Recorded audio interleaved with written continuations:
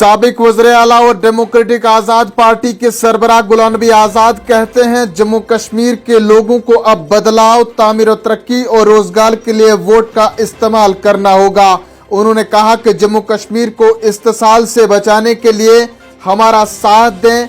धोखाधड़ी, झूठे वादों से किसी भी खित्ते व तबके की तरक्की मुमकिन नहीं है, बल्कि उससे बेकारी, बेरोजगारी ही बढ़ती है, जिससे मौजूदा दौर में अवाम दो चार हैं। साबिक वज़ीर आला ने चनाब दौरे के चौथे रोज आज डोडा जिला के बलागुंदो में अवामी जलसे से खिताब करते हुए लोगों से मजहब की बुनियाद पर इख्तिदार हासिल करने वाली जमातों के अज़ाइम को नाकाम बनाकर तामीर और तरक्की व रोजगार के वसाइल पैदा करने वाली जमात को कामयाब बनाने की तलकीन की। T20 वर्ल्ड कप 2022 अपने आखिरी मरहले में है। इस टूर्नामेंट के ग्रुप मरहले के मैचेस खत्म हो चुके हैं। अब सेमीफाइनल मैच शुरू होने वाले हैं। ख्याल रहे कि ग्रुप 1 में न्यूजीलैंड और इंग्लैंड की टीमें सेमीफाइनल में पहुंच गई हैं, जबकि ग्रुप 2 में हिंदुस्तान और पाकिस्तान ने सेमीफाइनल में जगह बनाई है। अब 10 नवंबर बरोज जुम्मे रात को टीम इंडिया का मुकाबला इंग्लैंड से होने जा रहा है। शुमाली कश्मीर के कुपवाड़ा जिला के हिंदवाड़ा व ताइन इलाके में आज सुबह एक बस उलट जाने से कम 20 मुसाफिर जख्मी हो गए हैं, जिन्हें हिंदवाड़ा के अस्पताल में मुंतकिल किया गया।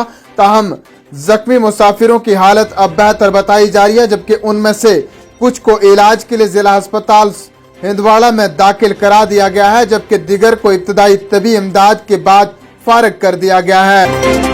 जनूबी कश्मीर के जिला अनंतनाग के कोकरनाग इलाके में आज सुबह 2 मजदूर बिजली का करंट लगने से जख्मी हो गए। पुलिस राय ने बताया कि दोनों खांडे इंफ्रास्ट्रक्चर प्राइवेट लिमिटेड में बहसियत मजदूर काम कर रहे थे। जख्मियों को इलाज मुआवजे के लिए फौरी तौर पर गवर्नमेंट मेडिकल कॉलेज अनंतनाग मुंतकिल किया गया, जहां उनकी हालत अब बेहतर बताई जा रही है। जख्मियों की शिनाख्त जावेद अहमद भट्ट और शबीर अहमद शेख सेकना वतनाड के तौर पर हुई है। जम्मू कश्मीर के पीर पंचाल के जिला पुंछ के दरगाम इलाके में दौरान शब आग की एक वारदात में एक 3 मंजिला मकान खाकस्तर हो गया। अगरचे फायर टेंडर्स जाए वारदात पहुंचे और आग को काबू में करने में जुट गए, लेकिन मकान मुकम्मल तौर पर खाकस्तर होने से बचाने में कामयाब नहीं हो सके। ताहम आग की इस वारदात में कोई जानी नुकसान नहीं हुआ। मुकामी ज़राए ने बताया कि मुतासिर मकान से नकदी रकम और दीगर जेवरात भी बचा न सके।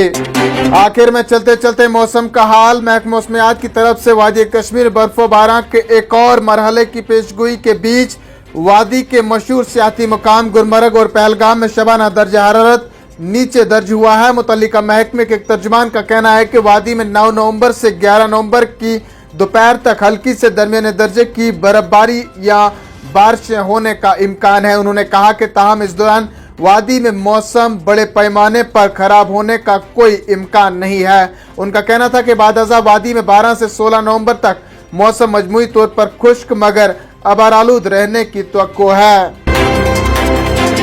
नाज़रीन, इन्हीं खबरों के साथ दीजिए अपने मेजबान शब्बीर वानी को इजाजत। जल्द लौटेंगे कुछ और खबरों के साथ, तब तक के लिए आप बने रहें कश्मीर उज़्मा के साथ। फिलहाल इतना ही। अदब व सलाम।